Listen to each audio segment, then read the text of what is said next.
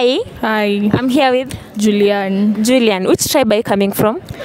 Kikuyu, mtu wa Murima. Kimoja usiguza Murima. Okay. Do you prefer getting married in a tribe? Hey. Why? Una imagine una imagine uko umekaa kwa nyumba hivi. Maybe kuna story inaweza slap na lugha yako, alafu unapata mtu wa tuseme una mtu mwenye si wa kabila yako na venye hiyo story inaweza slap. Uko na mtu wako unataka babe. Dina kwera. Wow. Ingai ko igwa wega.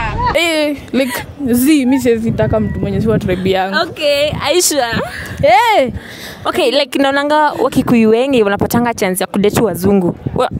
What's your take on that? Wazungu fuck.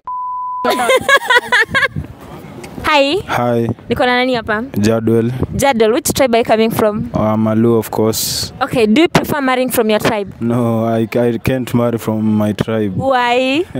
Their face is one thing. No, I can't marry from Malu. Siwezi tu. Hata nitafute mzungu tu.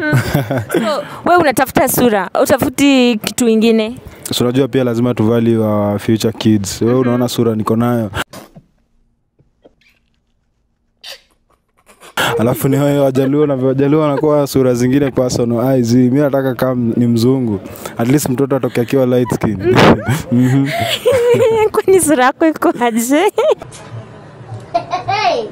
Hapana, wewe unakaa sana. Acha sura yangu.